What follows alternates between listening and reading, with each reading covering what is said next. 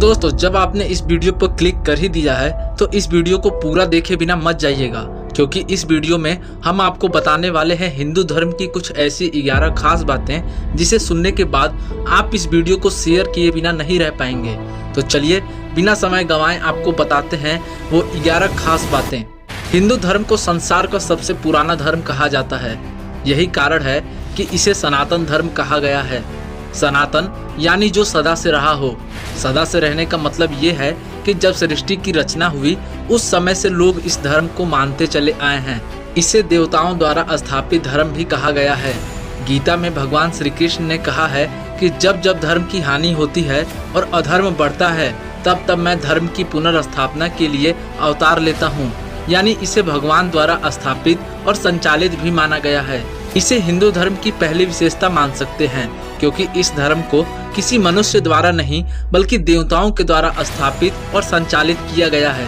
हिंदू धर्म की प्राचीनता और महानता का सबसे बड़ा उदाहरण है ऋग्वेद। इसे हिंदू धर्म का सबसे प्राचीन ग्रंथ माना जाता है। कहते हैं कि ऋग्वेद की उत्पत्ति भगवान विष्णु के मुख से हुई है। कहने का तात्पर्य ये है कि भगवान विष्णु ने ही पहली बार ऋग्वेद का पाठ किया था। इसके बाद ऋषि मुनियों के द्वारा यह पीढ़ी दर पीढ़ी प्रचारित और प्रसारित होता गया। कहते हैं कि करीब 3800 साल पूर्व ऋग्वेद लिखित रूप में आया, जबकि इससे पहले ये एक दूसरे से सुनकर ही प्रचारित होता था। हिंदू धर्म के अनुसार भगवान के द्वार पर यानी मंदिर में किसी भी समय जाया जा सकता है। भगवान का ध्यान पूजन करने के लिए समय का कोई भी बंधन नहीं है। भक्त को जब समय मिले तभी वे अपने आराध्य की उपासना कर सकता है, क्योंकि हिंदू धर्म की मान्यता है कि ईश्वर कण कण में और हर क्षण में हर स्थान पर मौजूद हैं। स्त्री पुरुष समानता का भाव जैसा हिंदू धर्म में प्रकट होता है वैसा किसी अन्य धर्म में नहीं है। इसका प्रमाण भगवान शिव का यह अर्धनारीश्वर स्वरूप है, जिसमें शिव के आधे अंग में देवी आदिशक्ति का वास माना गया है। इसी स्वरूप को आधार मानकर हिंदू धर्म में जीवन संगिनी को अर्धांगिनी भी कहा गया है। हिंदू धर्म उल्लास और आनंद का धर्म है। इसमें कभी भी और किसी के लिए भी शोक मनाने की बात नहीं है। यही वजह है कि हिंदू धर्म में रामकृष्ण के जन्म दिवस को उल्लास पूर्वक मनाया जाता है, लेकिन उनके शरीर त्याग की तिथि तक का कहीं जिक्र नहीं मिलता।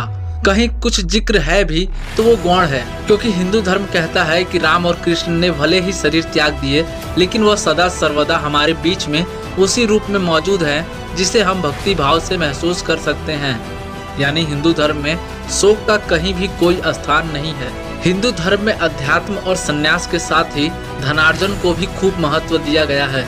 यानी ऐसा नहीं है कि आप अध्यात्म के लिए घर द्वार छोड़कर सन्यासी बन जाएं, बल्कि ये धर्म कहता है कि हर चीज का एक समय निर्धारित है।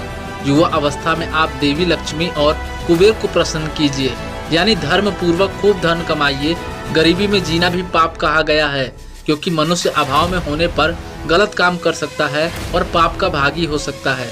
इसलिए कहा गया है कि धन कमाओ और पाप से बचो, लेकिन युवा अवस्था ढलते ही मोह माया को त्याग कर अध्यात्म और संन्यास की राह पर चल पड़ो। हिंदू धर्म में चल और अचल दोनों तरह के देवताओं का जिक्र किया गया है। अचल देवता है मूर्ति रूप में विराजमान देवता, जिन्हें आप मंदिरों और घरों में पूजा स्थल पर देखते हैं, जबकि चल देवता धरती पर चलने वाले हर जीव जंतु हैं। यानी हिंदू धर्म में हर जीव को भगवान माना गया है।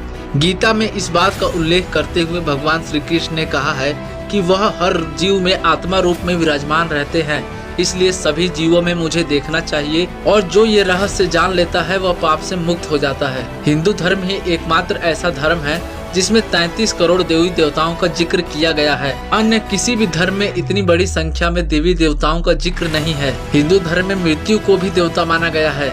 यमराज को जीवों के प्राणों को हरने वाला और भगवान शिव को संहार और प्रलय करने वाला कहा गया है। बावजूद इसके इन्हें देव और महादेव कहा जाता है। यानी हिंदू धर्म एकमात्र ऐसा धर्म है जिसमें मारक को भी पूजनीय माना गया है। इनके प्रति आदर का भाव प्रकट किया जाता है। इसकी वजह यह है कि हिंदू धर्म में मृत्यु को भी मुक्ति का मार्ग माना गया है। हिंदू धर्म सभी धर्मों में लचीला भी माना गया है। इसका एक उदाहरण ये है कि इसमें काम भाव को भी महत्व दिया गया है और इसे आवश्यक बताया गया है। यही वजह है कि इस धर्म में काम के देवता कामदेव मौजूद हैं, लेकिन कामुकता को बुरा माना गया है।